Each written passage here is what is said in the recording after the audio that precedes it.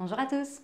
Aujourd'hui, nouvelle vidéo sur les probabilités où nous allons apprendre ensemble à calculer la probabilité des événements suivants. Donc nous avons ici trois événements, donc A, B et C. Donc nous ne connaissons absolument pas de quoi traitent ces événements, mais tout ce que nous savons, c'est que la probabilité de A est de 0,15, celle de B 0,3, celle de C 0,4.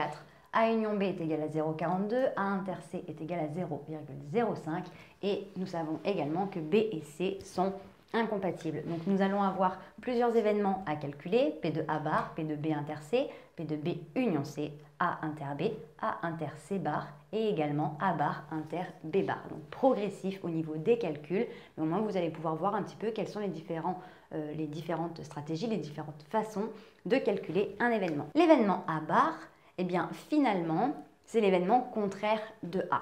On sait que l'événement contraire de A plus l'événement A lui-même donne la totalité de l'événement, donc de ce qui nous concerne, donc en fait 100%. Si je prends par exemple l'événement A, c'est être une fille, l'événement A bar serait ne pas être une fille. Donc dans une classe, si je prends toutes les filles plus toutes les pas filles, ça me donne l'intégralité des élèves de la classe. Donc en fait 100%. Donc 1 moins P de A me donnera P de A bar, etc. Donc en fait P de A plus P de A bar égale 1. Donc si P de A plus P de A bar égale 1, et bien pour avoir P de A bar, je fais tout simplement 1 moins P de A, donc 1 moins 0,15. Et donc 1 moins 0,15 me donne 0,85. Pour B inter C, eh bien B inter C, nous avons donc ici l'événement B qui est de 0,3 et l'événement C qui est de 0,4, mais on nous dit également que B et C sont incompatibles.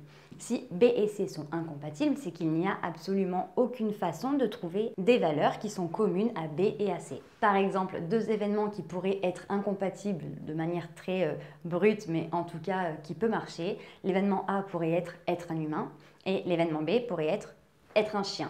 Je ne peux pas être un humain et un chien en même temps. Donc, automatiquement, il n'y a pas d'intersection entre les deux. Donc là, B et C sont incompatibles. Ça veut dire que s'il n'y a pas d'intersection entre les deux, ça veut dire que l'intersection de B et de C est égale à 0. Donc B inter C est égal à 0. B union C, donc là, on va pouvoir, au niveau du calcul, mettre en place directement la formule de l'union.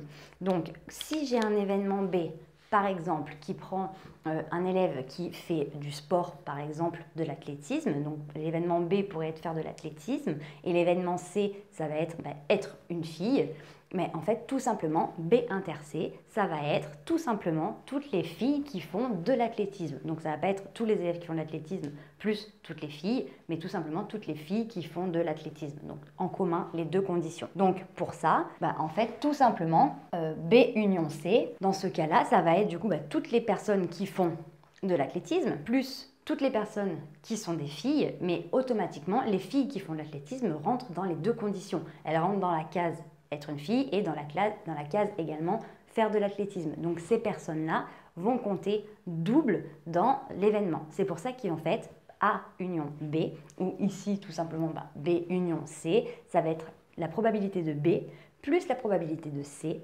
moins la probabilité de B inter C. Donc ça tout simplement, c'est la formule P de B plus P de C moins P de B inter C. Bon, il se trouve qu'ici que B inter C est égal à 0. Donc vu que les événements sont incompatibles, il me suffit tout simplement d'additionner les deux événements B et C. Donc là, ça revient à faire tout simplement 0,3 plus 0,4 moins 0, donc 0,7. Donc P de A inter B, ça va être du coup à l'envers. Je connais P de A union B, je connais P de A, je connais P de B. Donc P de A union B, ça va me donner P de A plus P de B moins P de A inter B. Donc ça, je mets une flèche parce que ce n'est pas directement égal à ça. Je mets une flèche pour montrer la façon dont je vais m'y prendre pour pouvoir du coup calculer ça. Donc P de A union B est égal à P de A plus P de B moins P de A inter B. Donc là, pour pouvoir calculer P de A inter B, je vais faire tout simplement une équation. Je vais avoir P de A union B moins P de A moins P de B est égal à moins P de A inter B. Ou alors, tout simplement, je vais dans les résolutions d'équations me dire que P de A inter B, je le place de l'autre côté. Donc P de A inter B va être égal à, donc là, je vais passer P de A union B à droite, donc je vais avoir P de A plus P de B moins P de A union B. Et ça, donc ça va me donner P de A qui me fait 0,15 plus P de B qui est égal à 0,3 moins 0,42. 0,15 plus 0,3 ça fait 0,45 moins 0,42 qui me donne 0,03.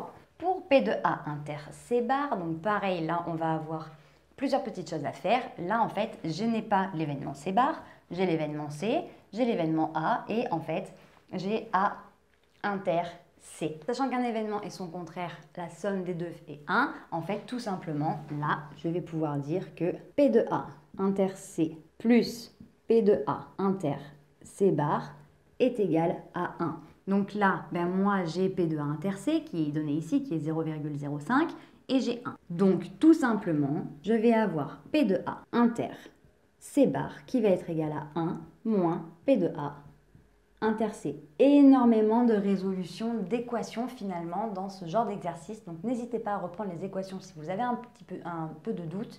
Je sais, on est dans les probabilités, mais en fait les équations, ce n'est pas un chapitre à part entière, c'est un outil qu'on utilise. Donc n'hésitez pas au cas où à reprendre les équations.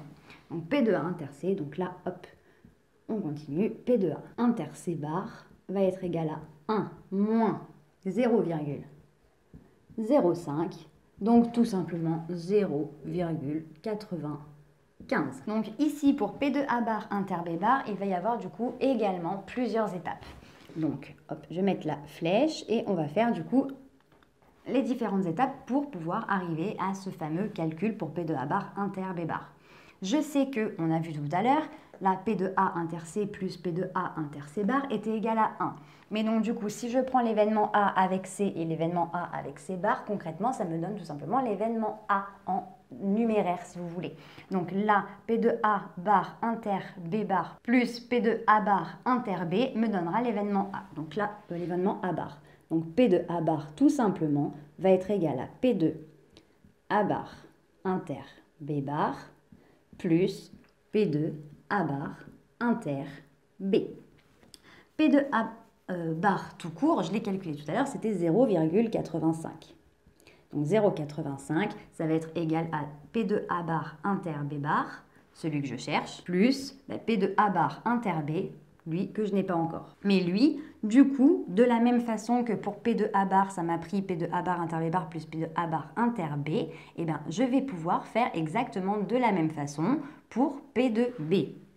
P de B, lui, va être égal à P de A bar inter B plus P de A inter B. En fait, en gros, si vous voulez, là j'ai deux lettres, donc j'ai A et B qui vont me donner du coup donc A et B par rapport à B. Et en fait, la somme de l'intersection entre A bar et A avec B me donnera la totalité de B par rapport à A. Donc là, P de B, moi je connais, il est égal à 0,3. P de A bar inter B, lui, je ne l'ai pas calculé, c'est justement lui que je cherche pour pouvoir compléter, plus P de A inter B que je connais, qui lui, P de A inter B, m'a dit que c'était 0,03. Donc là, tout simplement, P de A bar inter B va être égal à 0,3 moins 0,03, donc tout simplement 0,27.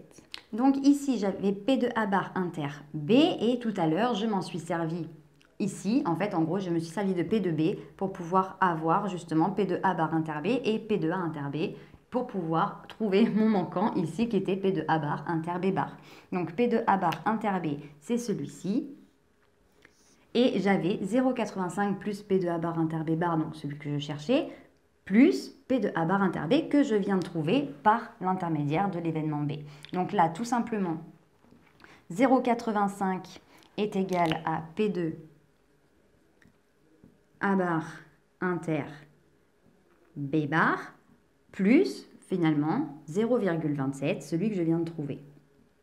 Donc P de A bar inter B bar est égal à 0,85 moins 0,27 qui me font un total de 0,58. Donc voilà, j'espère que cette vidéo t'a plu et t'a permis de mieux comprendre comment calculer des probabilités en fonction des événements que nous avons dans notre exercice. Si tu as la moindre question, n'hésite pas à me la noter en commentaire, je me ferai un plaisir de t'y répondre. Pour nous rejoindre, si ce n'est pas déjà fait sur YouTube, il te suffit d'activer la petite cloche et sur Internet et les différents réseaux sociaux. Nous sommes sur Facebook, Instagram et sur Snapchat. On te met tout en barre d'infos comme d'habitude pour que tu ne rates aucune information.